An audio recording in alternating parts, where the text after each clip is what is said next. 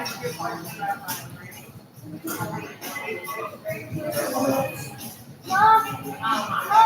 everyone. Hey everyone. Good afternoon. I'm doing a live stream here in a Starbucks. I got my caramel macchiato, and the theme of this live stream will be ask a talk therapist any question you want. I am a mental health therapist. I'm in private practice. I see all my clients by video, either by FaceTime or through video, and I accept insurance. And anyway, I just want to do a live stream and just say, hey, ask a mental health therapist any question. I'm going to go for about an hour. And feel free to comment or ask questions. And then also, if you're watching this afterwards, you can ask your question in the comment section, and I'll do my best to answer it. All right. So, but yeah, I've been a therapist for like 16, 17, 18 years now. I've lost track. And this kid here that's looking, she's curious about what I'm doing. So let's just have some fun. Let's do some, hey everybody. Hey Harry, Enlightened Raven. How are you, Jen? Hey ramen noodles. Hey buddy. It's 11 o'clock. It's only like, what is it? 3 o'clock in the afternoon here. So how are you? Yeah, I got 7 people watching. Seriously, if you have any questions related to either mental health, or you've always wanted to ask a therapist a question, go ahead, let it rip, ask a question, So, Harry's Roar asks a good question. What did I do before I was a therapist? Man, before I was a therapist, it was my 20s.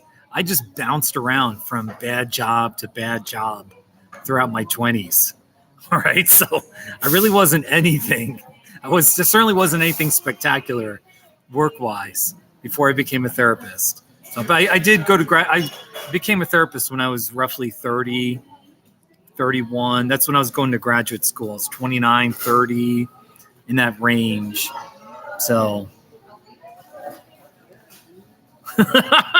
these questions. No, I want questions about mental health or about therapy questions.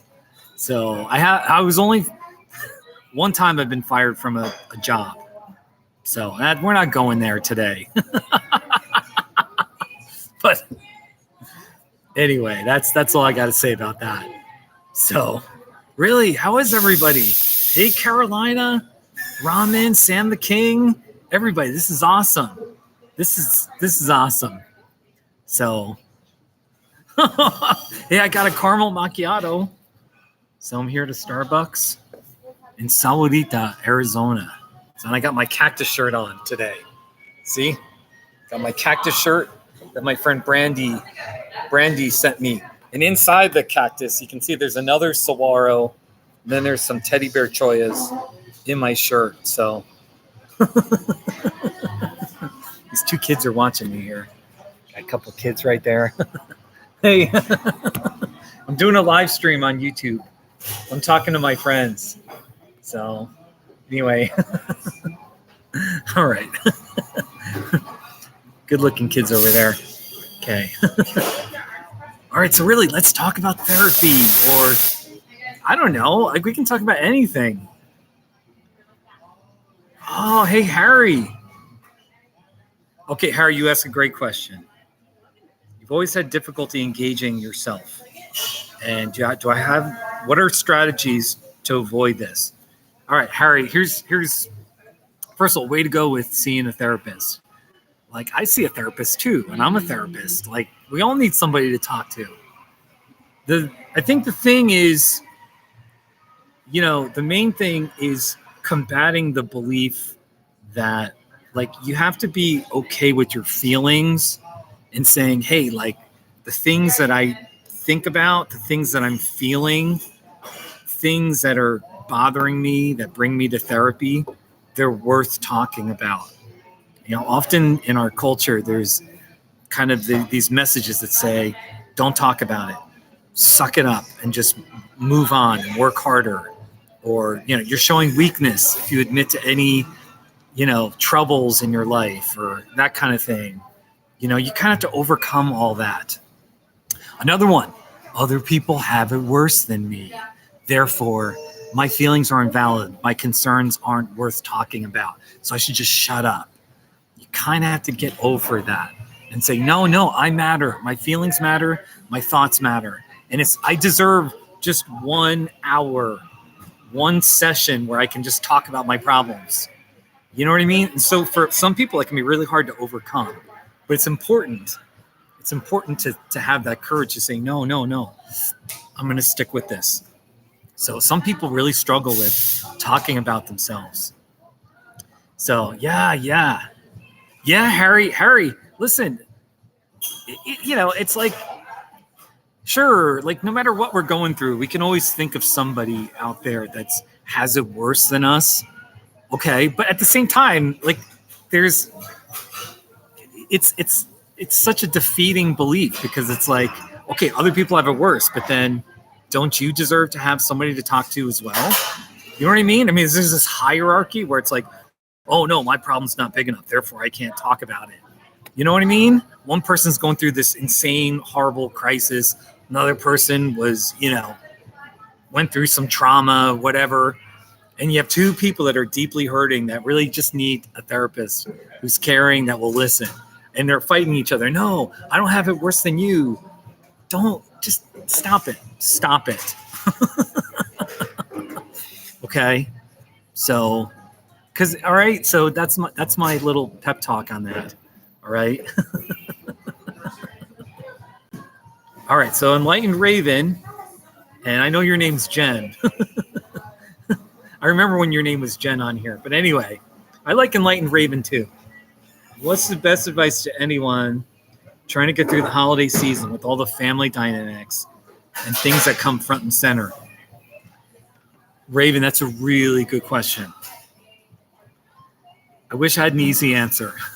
I have my own family problems, and I got all sorts of problems related to like family dynamics and holiday season stuff.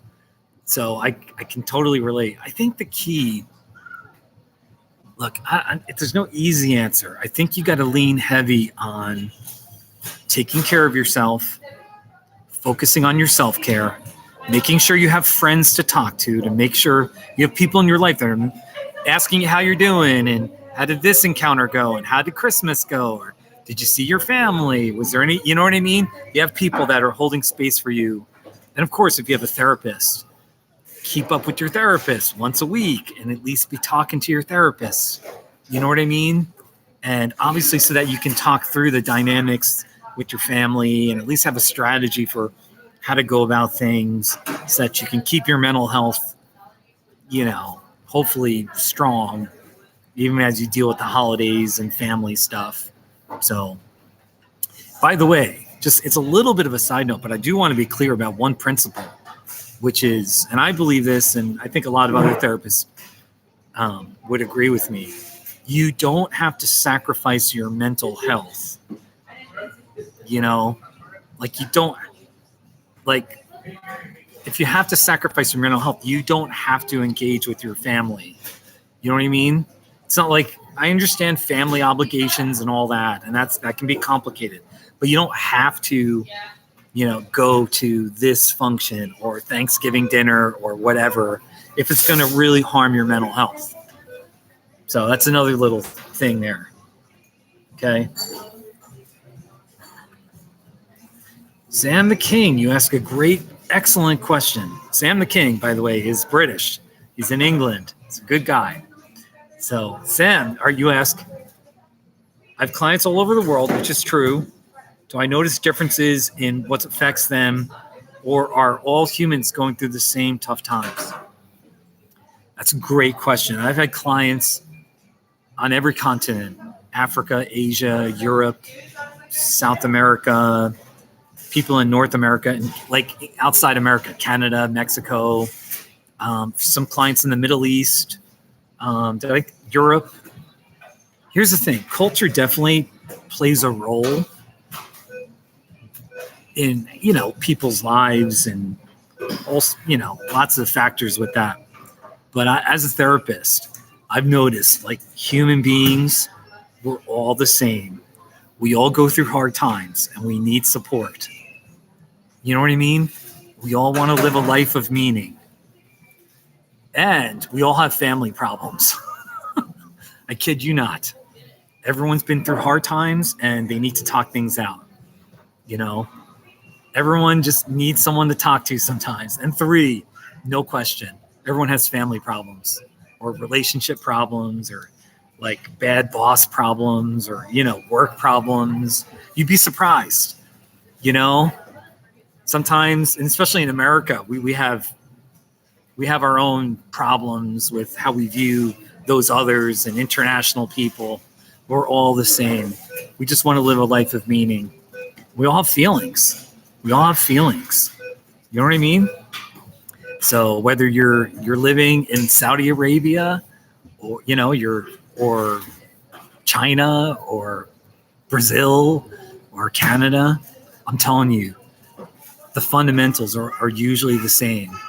So, and for my international clients, they do know I'm an American, I'm a Western person, I'm a white man. So they at least understand my cultural background, but I always have to be really respectful of what's their cultural background, and you know what I mean? So we have to talk about that as a client and therapist. So, but we're all the same. And I really mean that. I'm not just saying that as a cliche, so yeah, it is like a free trial. We're just talking about therapy. It's fun. I'm a mental health therapist. I just wanted to do this for fun. So Z asks, I don't have a ton of money. Therapy is expensive. Do you know much about alternative, cheaper therapies such as BetterHelp? Z, BetterHelp.com is a service. There's like, by now there's like 10 to 12 big name websites, companies that offer therapy online. And I was a therapist on BetterHelp for 4 years. So BetterHelp is a viable option.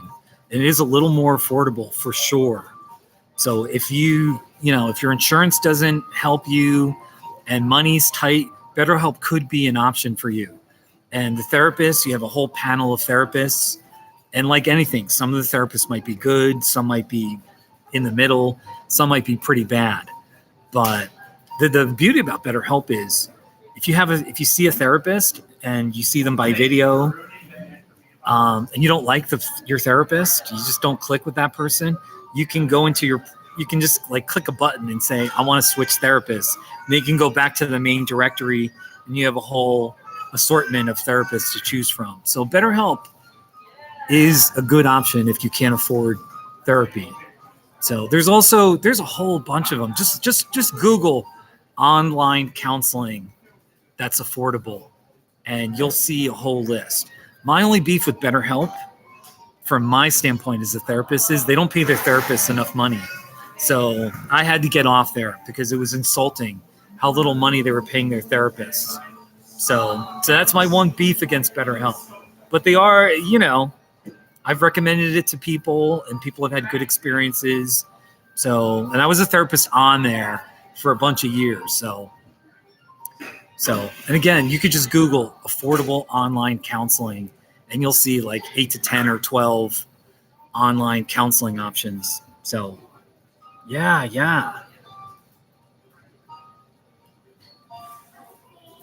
Yeah, that's right, Raven. You know what I'm talking about. So just be careful. Okay. Yeah, I know. There's just a lot to, yeah. BetterHelp. Z, oh, you're putting me on the spot. Oh, there's called Open Path Collective. Open Path Collective. Now, Open Path Collective is a directory of therapists that agree to see clients at a reduced rate, or like at either pro bono or at a reduced rate. Okay, so if you go on, I think it's called Open Path Collective, and then there's a whole directory of therapists. That's another option. BetterHelp, There's Talkspace. I haven't heard the greatest about Talkspace, but it is an option. Talkspace, BetterHelp. Then there's a whole bunch of websites where if you have insurance, you can like put in your insurance, and then you have a whole panel of therapists. And I'm on Sondermind right now. I'm on Sondermind.com. You can find me on Sondermind and work with me if you have insurance, or if you want to charge your credit card, or So that's one way you can work with me, is on Sondermind. There's also Alma. I think it's called HelloAlma.com, and there's Headway. I'm not sure if it's a .com. It might be Headway something. So there's a whole bunch of them. Just look them up. But good luck, Z. Good luck finding finding a good therapist is hard work. It takes time. The old way, you would call therapists. You would call, you'd look them up online or something. You'd call them. There's always this nervous anxiety about, are they going to answer? And then the reality, at least in America, you leave voicemails and people don't call you back because they're so busy. Then you feel hurt and confused, and you're like, man, I need to talk to somebody, So there's a lot of pressure. So anyway, go check out some of these resources I'm bringing up. So, Orla, I don't really have a specialty. I don't know. I need a specialty. That's a long story. I need a specialty. But I do. Well, look, all right. The first thing that comes to mind is I just will say I care deeply about what I call healing from trauma and abuse. Healing from trauma and abuse. And I don't know that. Maybe I do specialize in it. I definitely have experience in it. I don't know that I specialize. I don't know that I'm an expert, but I care deeply about people, especially as related to traumatic experiences, really hard, difficult things that happen to us, forms of abuse, being a victim of a crime, being exposed to war and warfare, or sexual abuse, rape, sexual assault. All those things are traumatizing to people. And trauma has an effect on us physically and emotionally, dare I say spiritually. And my attitude is always be a good listener and to try to humbly and gently guide people towards healing and growth, So that would be my answer. It's a great question, Orla. Orla is, by the way, Irish. She's an amazing. Go check out Orla's page and subscribe to her videos. She does all these amazing videos. So go check out Orla. So she lives in Liverpool. So she's got a lovely Irish accent. So a little plug for Orla. Hey, Michael, Vincent. Yeah, you got it, Vincent. Seriously, if you've got a question, you've always wanted to ask a question to a therapist about what do therapists think, or how, sort of these behind the scenes questions, or why you don't like going to a therapist or something. Let's just talk about it. I'm not a perfect therapist, or I'm just a dude. You know what I mean? But it is fun to talk about. So,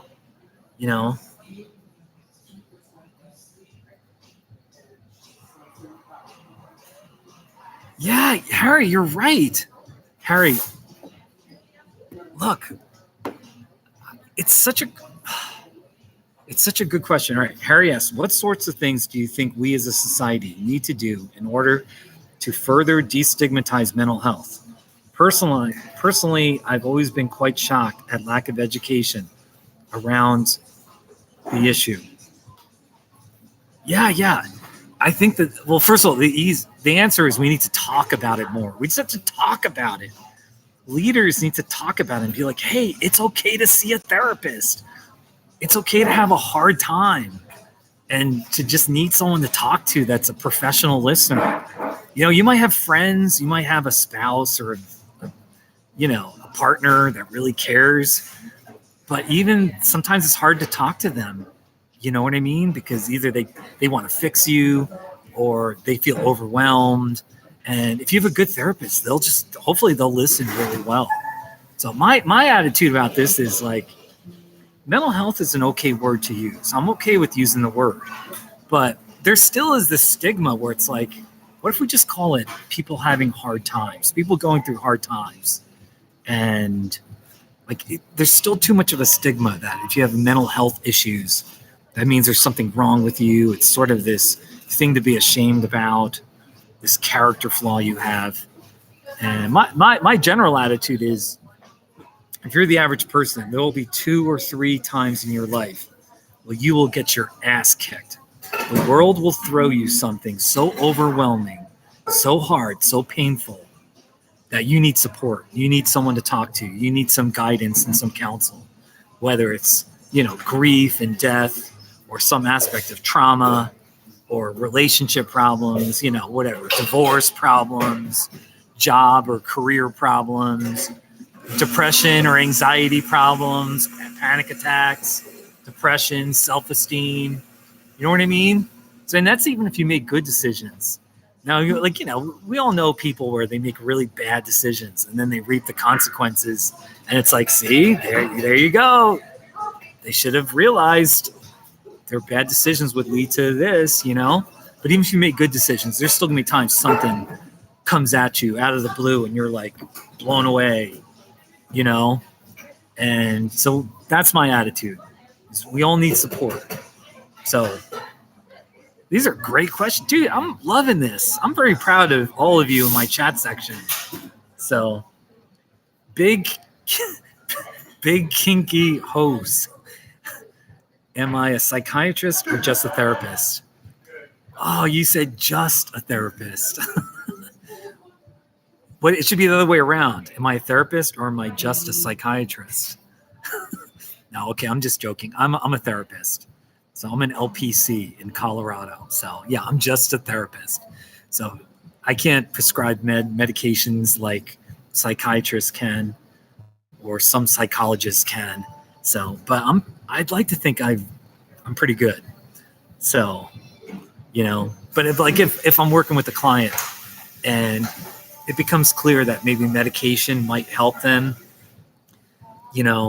then yeah, I'll refer them. I'll recommend that they see a doctor, psychiatrist, some prescriber. So yeah. Alexa, these are great. Oh my gosh, this is a great question. How do I feel about therapists self-disclosing? Hold on. Let me ban this person. Let me just ban this person. Get this person out. Come on, YouTube. Okay, get them out. You can ban people there we go. Okay, they're out. How do I feel about therapists self-disclosing? Look, this is really important. By and large, therapists should not self-disclose. There are exceptions, but the rule 98, 99, 100% of the time is therapist, me. I should not be talking about myself, talking about my issues, self-disclosing too much. Now, there are a few exceptions where it's like sometimes my client is talking about something and I've listened well and they're talking about maybe a situation that they're going through. Sometimes if I can just be like really brief and say, hey, I've had the same experience, blah, blah, blah. And I just want you to know, your feelings are okay. Like, I totally understand. That's okay, but in general, you don't want a therapist totally like rambling about themselves. And almost like my rule is if a therapist has to self-disclose, it should be like, if you start talking about yourself, even after like 15 to 20 seconds, there should be alarm bells going off in your head saying, wrap it up. Is this really important that you're going to self-disclose and sort of take over the conversation and talk about yourself? So it just depends. But I will say this, though. Occasionally I've had a client where, just recently I had a client where she's going through some things and she's really working on like being aware of her emotions. her feelings and not stuffing them, not denying them.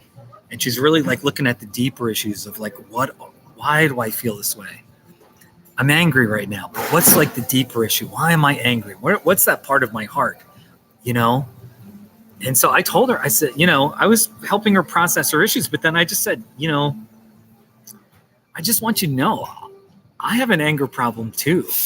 I absolutely have a lot of anger and a lot of fear that I'm constantly wrestling with.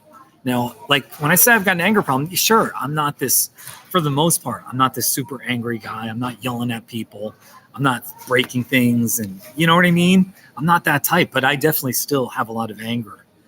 And I have to be looking inside and saying, hey, wait a minute. Like even this morning at the gym, I was pretty angry. I won't get into all the details, but I did. Like it took me a couple, 2 to 3 hours. I was a little upset this morning after the gym, my gym workout. And I've worked past it, but you know, I had to kind of sort of look at my issues and be like, okay, why does this bother me so much? What's the deeper issue here? You know? So anyway, so in general, if your therapist is self-disclosing too much, that's a red flag. Okay. Occasionally though, it can be helpful. That was the whole point I was trying to say. It's occasionally a therapist self-disclosing. It can help a client feel like, oh my gosh, my therapist struggles with the same thing too. Oh my gosh. And then my client feels better. Like, okay, at least I'm not going crazy here. Because I mean, most people struggle with this. I mean, that's another thing too. Like sometimes my clients will talk about problems, imposter syndrome with their job or relationship issues or like all sorts of like challenges they face in their life. And I'm like, hey, you do realize most people struggle with that. That's really hard what you're going through. No reasonable person is going to be okay with what you're going through. It's hard. It is hard, you know, especially like I just thought of imposter syndrome. Everybody has that. Everybody has imposter syndrome. You know what I mean? And you never totally shake it off. So that's a whole topic in itself. How do you overcome imposter syndrome? But anyway, so that's my long-winded answer about self-disclosure. So, all right, here we go. Do therapists go to therapy? Yes, I see my therapist this evening at 6 p.m., I see my therapist in 2.5 hours. Her name is Natalie. My therapist's name is Natalie. She's a good woman, and she's all right. She's all right, Natalie. So, yeah, you got it. You got it. Orla asks a good question. Is being a therapist a little draining, for lack of a better word? Well, it's certainly tiring. I mean, you know, it is tiring. But look, I have good boundaries where I can listen to somebody's problems and have I can have empathy. I can listen well. I can encourage them. I can love them. I can be the best professional friend to them. But I have good boundaries. Once I'm done speaking with them, I move on. I don't carry their burden. I do think about my clients a little bit, but I have my own life and problems. So once I'm done talking to a client, I'm back to me. And so I don't carry the burdens of my clients. So that's really important that therapists have good boundaries. And it's the same thing, even if you're not a therapist, if you're just a friend, and you're listening to people that, you know, the rule is this. You feel with people, but you don't feel for them. You don't feel for them. You feel with them. There's a difference. Because if you're feeling for them, then you're always going to feel like, well, your problems are my problems. So I have to carry your burden. I can't be, you know what I mean? There's a difference there, and I may not be just explaining it that well. And it can be draining listening, and I'm a pretty damn good listener, but there are times where I start daydreaming it's not too often, but sometimes I start daydreaming a little bit when clients are talking because I'm human, but I do a pretty good job, I think. So anyway, that's a great question. These are great. Zen Jamin. You grew up in a very strict religious background and guilt was a virtue. I would imagine finding a therapist that can help you find where guilt is hiding deep in your psyche would be so healing. Okay, that wasn't a question, but Zen Gem, and I do support you. Listen. Everyone gets kind of wounded on what I call like a deep, your heart or your soul, whatever that thing is. I say your heart, and maybe your heart got wounded about guilt. And so that's like your go-to, like on a subconscious level, you go to guilt all the time. You always feel guilty. I would encourage you, find a therapist that you can talk to and work on it. It's called CBT, cognitive behavioral therapy. And the general idea is, and I'm going to do a terrible job describing it, but we all have these like ways of thinking, these automatic ways of thinking. Sometimes they're called ANTs.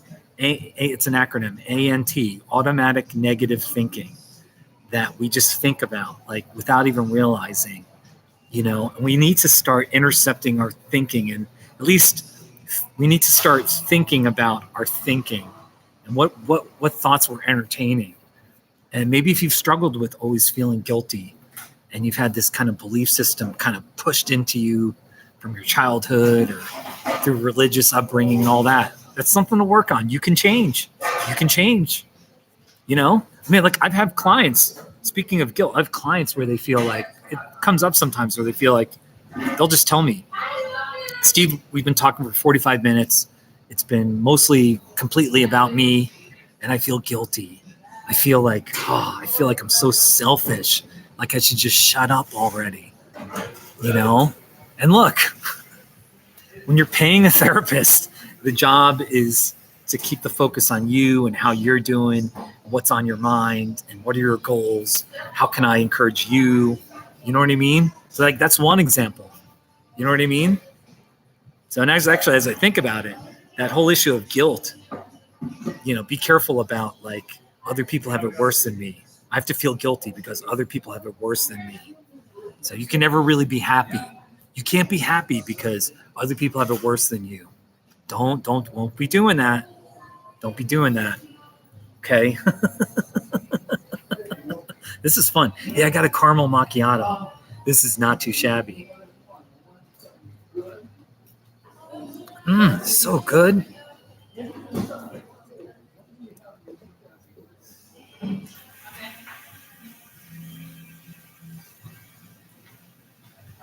Harry's word, with regards to psychiatrists and therapists, look, I've worked with a bunch of psychiatrists, and they're usually pretty cool people, but like for the most part, most psychiatrists, you're in and out in 15 minutes, and they're just here to prescribe you meds, to give you whatever help with depression, alleviating anxiety, depressive symptoms, or psychotic type symptoms. Generally, psychiatrists are not in for the long haul about listening, talking about feelings and all your issues, and tell me about your childhood. That's usually what therapists like me are for. So, hey, Vincent asks, do my clients know about my YouTube channel? Some of them do. I'd say it's interesting. When I was on BetterHelp as a therapist, it was easier to send my YouTube link because there was more of a messaging system. So yeah, some of my clients do know about my Not Too Shabby videos and my Saguaro of the Day videos and some of my stuff. So some of them do. So it's kind of funny, the Not Too Shabby stuff, Hey, Moises, do I notice clients feeling worse in the winter or the seasonal period? That's a great question. First of all, Sam the King, it's called seasonal affective disorder, and it's a real diagnosable thing, seasonal affective disorder. And it's exactly like what the title of it is. People, the shorter days, so you get less sunlight, and then it's colder. Less sunlight, and then it's colder. You're not outside as much. You're just in the dark more. it definitely starts wearing on people's mental health, and so yeah, people definitely seem to struggle with depression, and and like, look at me, I come down to southern Arizona. I live in the Arctic Rocky Mountain region of Colorado, where it's cold 7 months of the year. 8 months of the year it can snow. So like, I love Colorado, but recently I just can't handle winter. It's way too cold there. So I come down here to Sahuarita, Tucson area. So that's how I deal with my seasonal affective disorder. I just travel like 850 miles south where there's palm trees and saguaros. So that's a good question.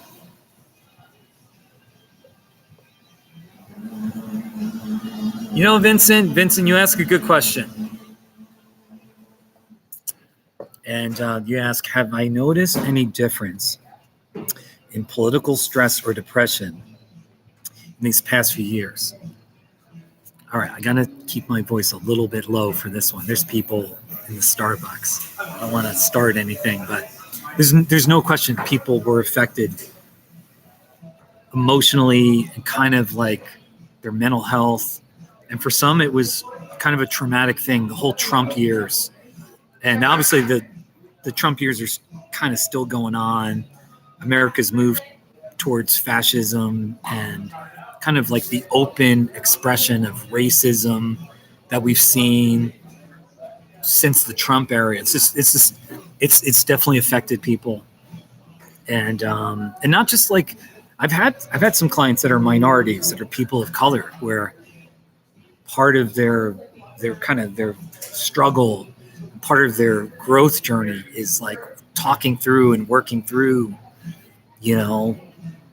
their disbelief that some of their friends or family members, could support an awful, human being like Donald Trump, but anyway, it has affected people for sure. So, and I know that's a weighted, I'm weighing into like controversy here, I suppose, but there's no question people were affected by the January 6th insurrection and the election denying stuff, the fascism, the racism, and for a lot, this, and I've struggled with this too, the stunning, like, I cannot believe some of my friends supported that evil man, So anyway, that's been part of the dynamic for my American clients, for sure, absolutely. So I'll just leave it at that. Great question, Vincent.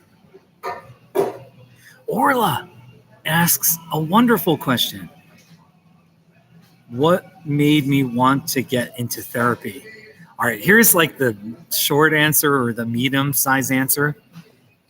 I was kind of a brat. Actually, I was a brat, not kind of a brat.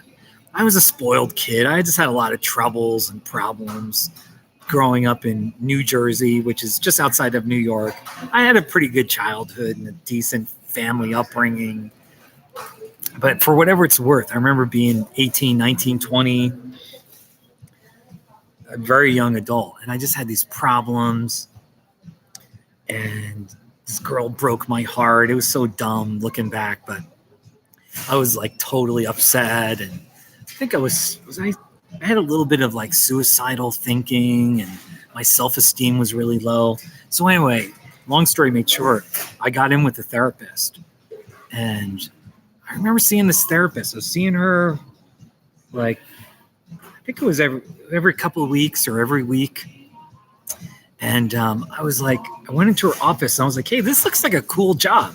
You just have this office with some nice furniture, and you just get to sit in these cushy, like in a couch.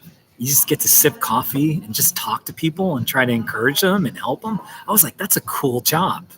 You know what I mean? And I remember that was when the seed was planted inside me, where I was like, hey, this would be a cool job. You know what I mean? So then I was in therapy for like a year and a half, and I saw another therapist. I was kind of a mess in my early 20s, So anyway, that's how I became a therapist. And then it wasn't until I was like 28.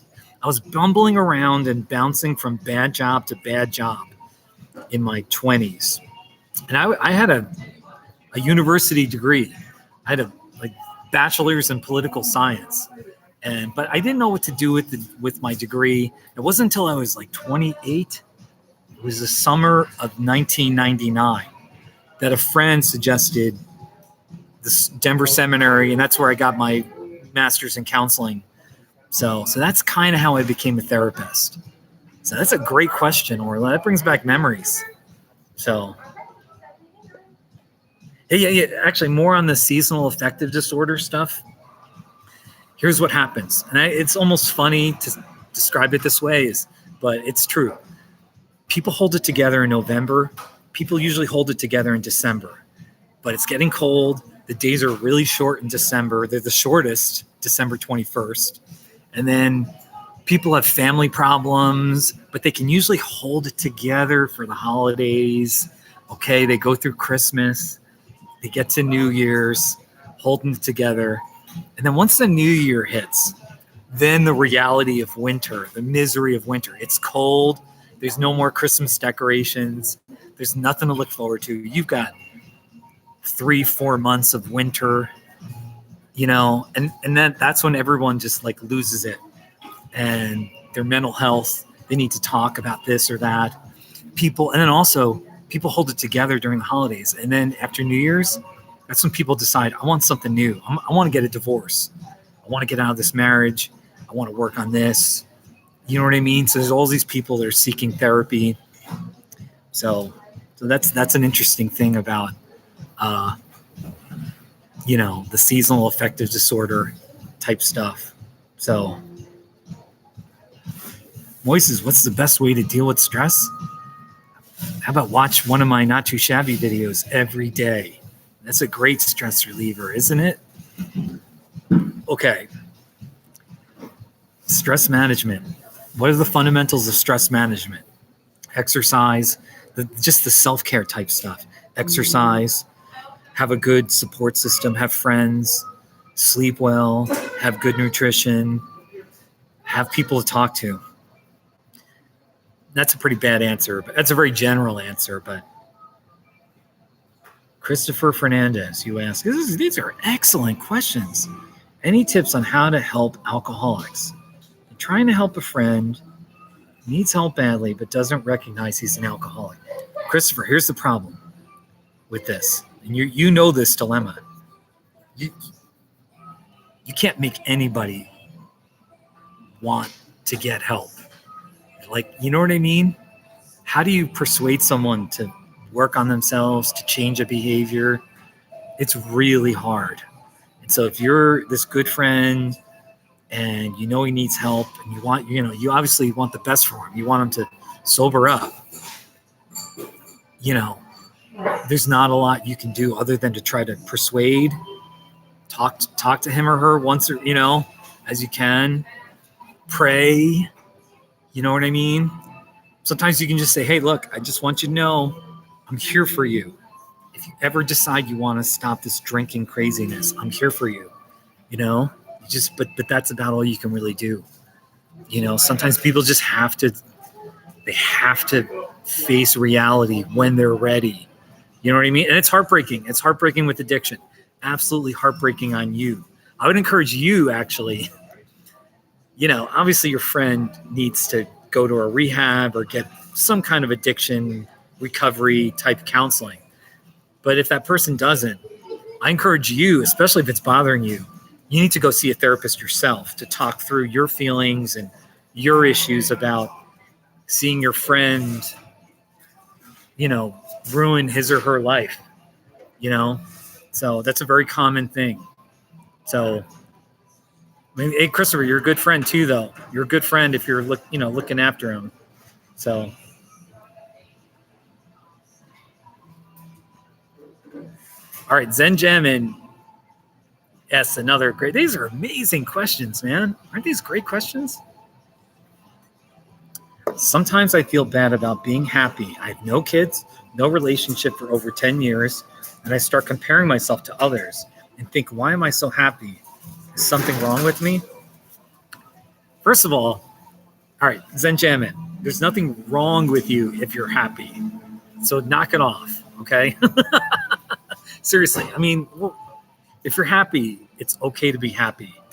Oh, actually, Zen Gemin, that's your guilt speaking. That's your guilt speaking, because you feel happy, and then it's like, why am I feeling happy? Maybe I shouldn't feel happy. I'm a bad person because I'm happy, or whatever it is.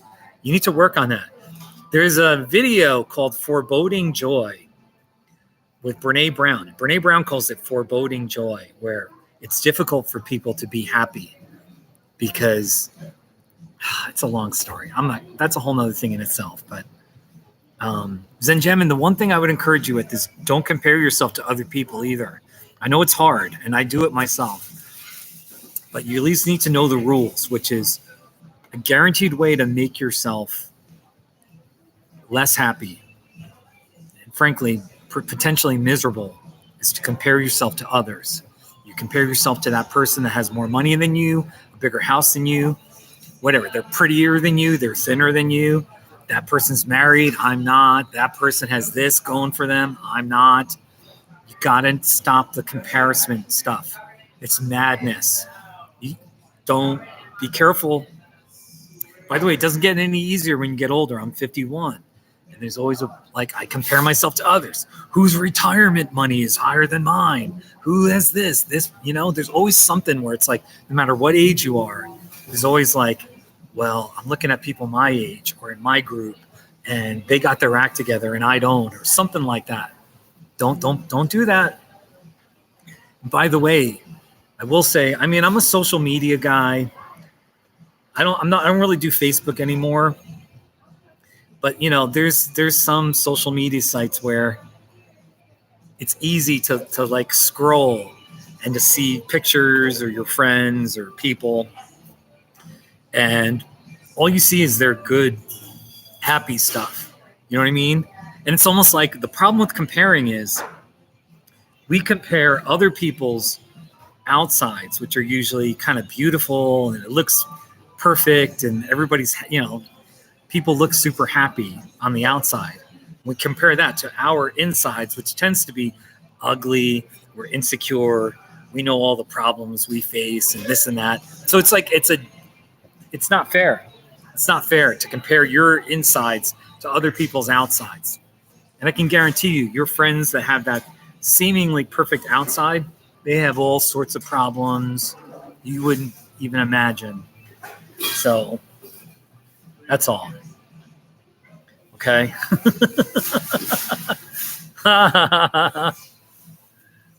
With more light being shown on mental health, have you seen an uptick in the number of clients? I can only speak for myself. I'm rebuilding my caseload with a combination of Sondermind, which are people who have insurance, and I'm accepting their insurance. And then I do have some clients that pay me cash. They just pay my rate. So I don't know. I need more people calling me, to be honest. I need more clients, but I'm doing okay. I'm doing okay right now. So, oh, Christopher, so your friend is your mom. Yeah, that makes it even harder.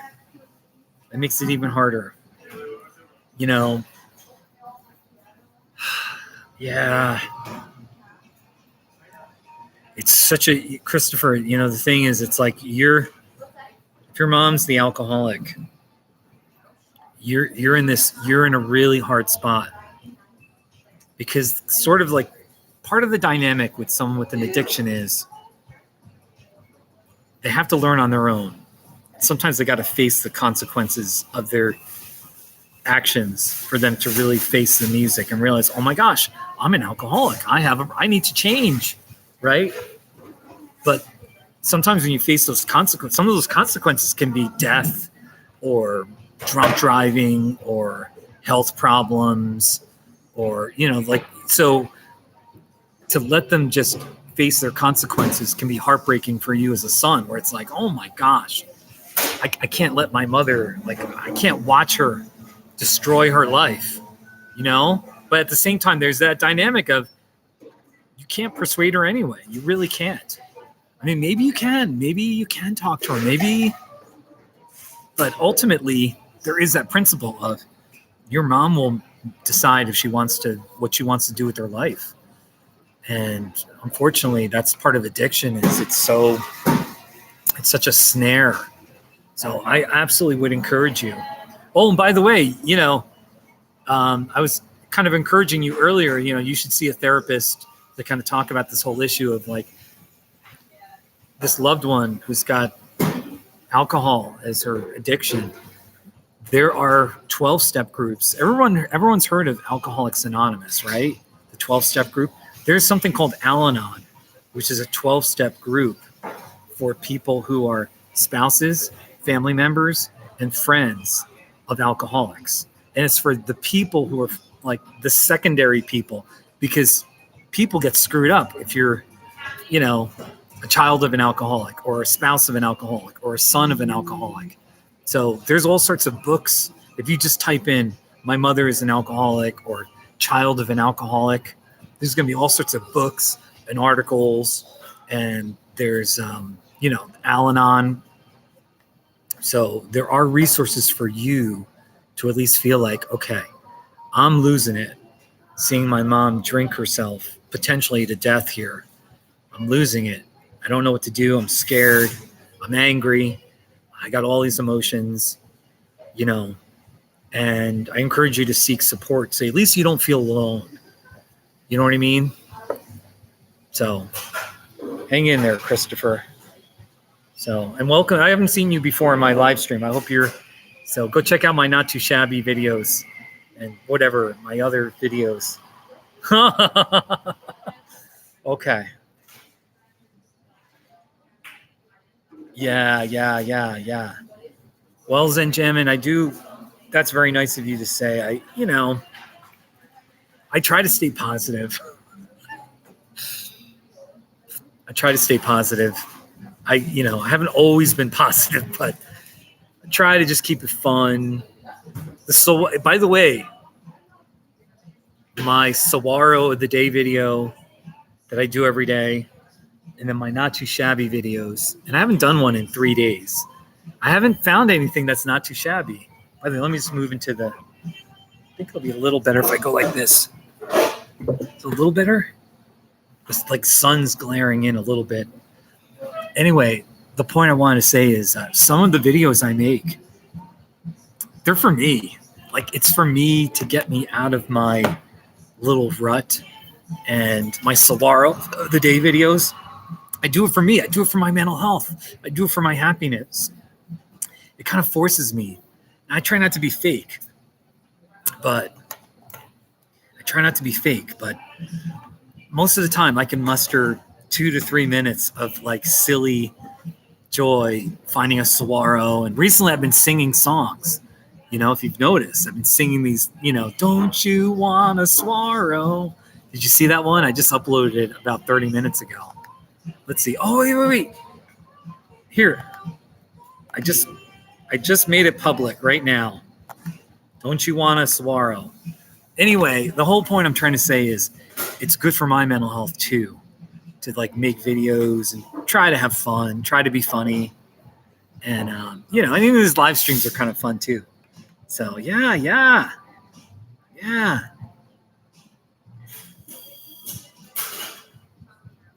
Orla, absolutely.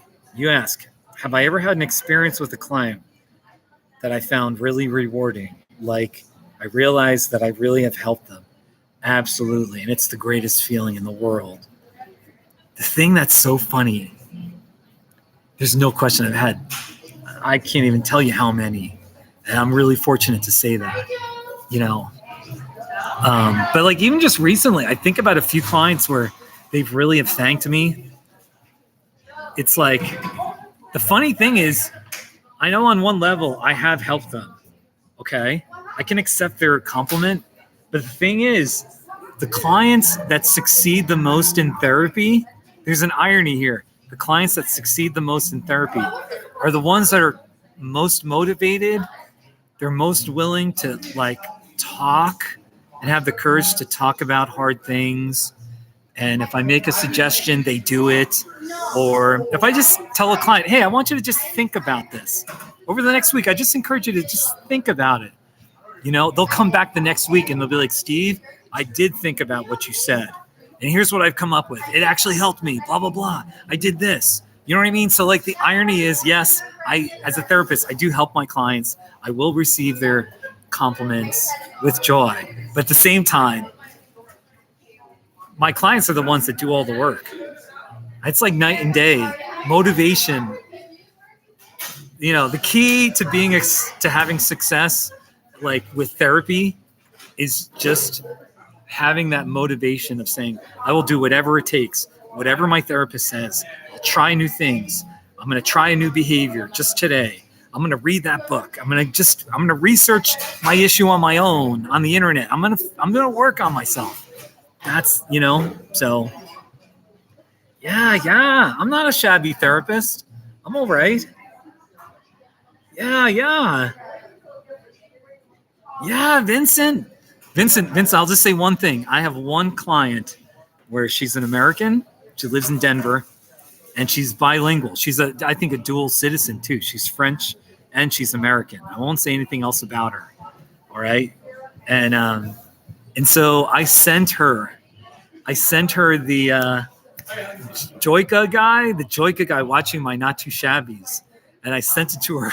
She was blown away. She was like, oh my gosh, Steve, this is great. And she was telling me what the guy was saying about me in French. So anyway, it was a really neat thing. So that's right, Vincent, I still have a bunch of French people that come by. It's not as busy as it was 2 months ago, but there's still a few regulars that are French guys, and they're gamers. They're doing their video games at 3 a.m, and they're listening to my live stream. So yeah, it's awesome. I'm kind of curious. My question to you is, have you seen a therapist, and was it a good experience, or what's your first thought that you would tell me about seeing a therapist? Did it help you? You're welcome to tell me what your issues were at the time if you feel comfortable. But have you seen a therapist? What was helpful? What was not helpful? I'm guessing a therapist that self-discloses too much is going to be more so a problem.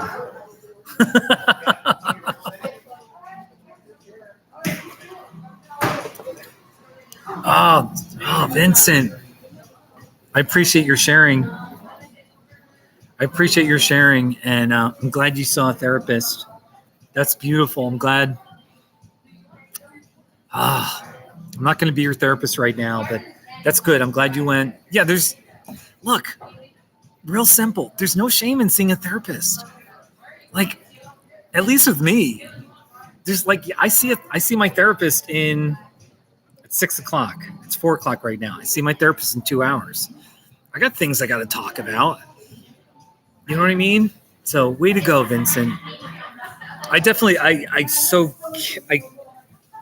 it's partly personal experience. It's partly my spiritual journey. And it's just partly, I don't know, maybe I'm just growing up finally at age 51 as a therapist, but I care deeply about trauma. And I've become much more of a trauma-informed therapist. Trauma-informed. There's a lot to say, but way to go, Vincent. And just remember, I'm glad your therapy experience went really well. If you ever have to go back and get a tune-up, it's okay to go back and be like, hey, I need a tune-up. I've done a lot of hard work, but there's still some issues coming up again. I just got to talk it out again. It's okay to get a tune-up. It doesn't mean that you failed. You know what I mean? There's always these ways of thinking that are so faulty where I'm like, stop thinking that way. You're not a failure if you go back to therapy. Sometimes we need a tune-up. Okay? So anyway, I'm going off. Sam the King asks a good question. Should everyone go to therapy even if they think they don't need it? That's an interesting, in one level, I wouldn't, if someone doesn't think they need therapy, I wouldn't suggest that they go to therapy. You know what I mean? I think I would just frame it this way. Like, there will always be people who will never buy into the idea that vulnerability, talking things out, admitting you're struggling, admitting things are hard. Okay, there's always going to be those people who will never push through that. Okay, so there's nothing you can do for those people, really. But I would frame it this way. Everyone goes through hardships. Everyone deals with relationship problems, grief, trauma, all sorts of things that happen where we just get sideswiped and knocked on our butt. And we're like, oh my gosh, life just got really hard. I don't know how to cope with this. It's affecting my sleep. It's affecting my self-esteem. It's affecting my relationships. Whatever that thing is, you know what I mean? And it can cause depression, or maybe you're struggling with anxiety or whatever. It's okay. Like, yes, go see a therapist, you know? And even if, look, I mean, maybe you have a partner or spouse that really, really listens well. That's wonderful. I still think you should be open to going to a therapist, though, too. So there you go. These are great questions. This has been fun, man. Orla, you ask, how am I doing? How am I doing? I'm okay. I'm sitting on this hard seat in a Starbucks, and it's kind of affecting my back now. But, you know, I'm doing all right. Not too shabby. I'm having a good hair day today. My hair's looking good. I have my hat. I got my hat right here. My black hat. Okay, but I'm not wearing it today because I feel good about my hair. So, you know. So, Sam the King, great question. What are some examples of basic questions that I ask all of my clients? Think of a few things. Some of the most general questions I'm always asking are, for some of my clients where I know we're going to go deep, they've had a history of talking about heart to heart, real good stuff. I just say, what great topics about life will we cover today? You know, it sounds so dramatic. Sometimes it's as simple as asking, how is your heart? Sometimes I ask that, how is your heart? I got my best friend, Ron. His name's Ron. Ron, the guy, I did a Not Too Shabby of him a few months ago. Ron. There was a bunch of years where we would talk on the phone 3 or 4 nights a week, like before going to bed type stuff, just talking. And we would always ask each other, how is your heart? How is your heart? And for us, how is your heart?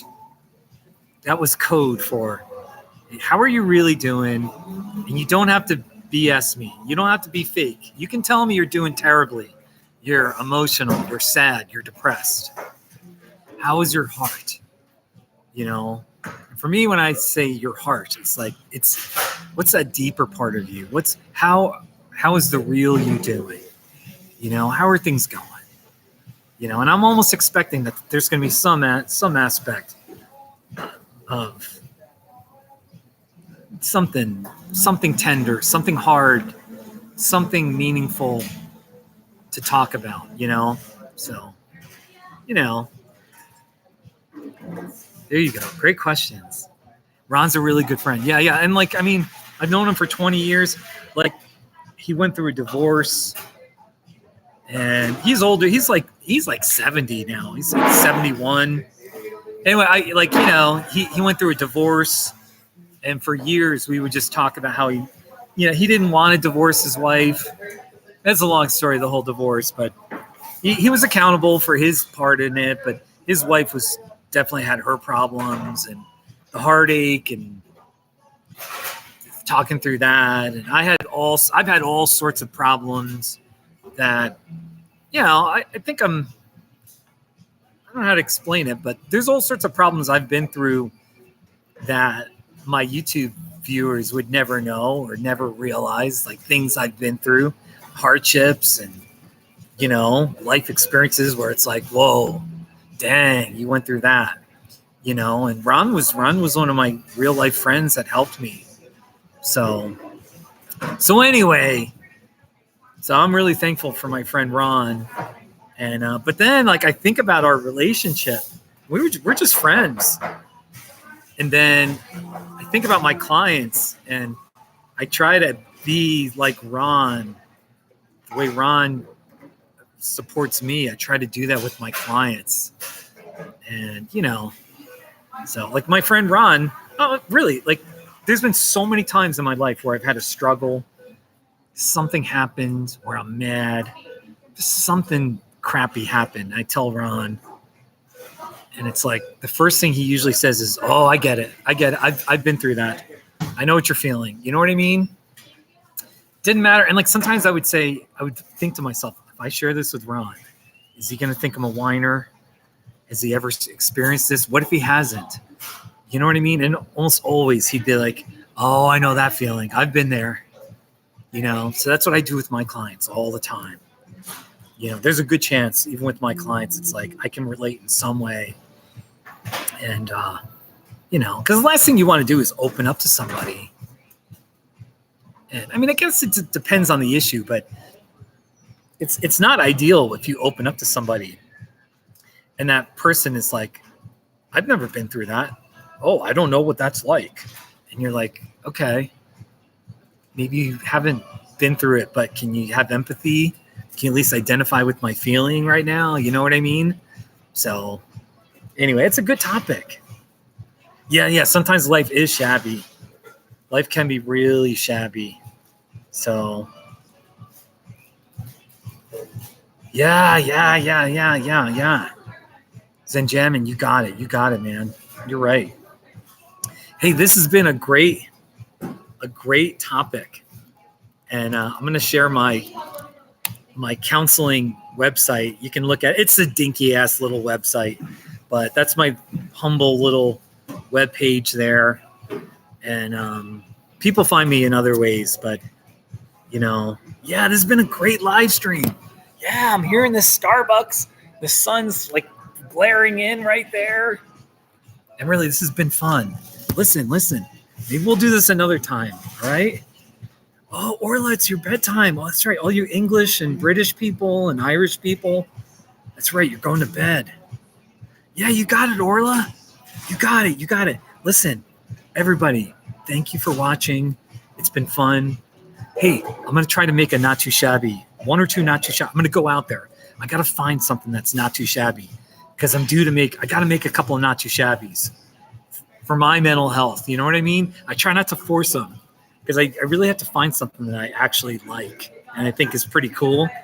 But, sometimes you got to at least be thinking, all right, what's not too shabby? You know what I mean?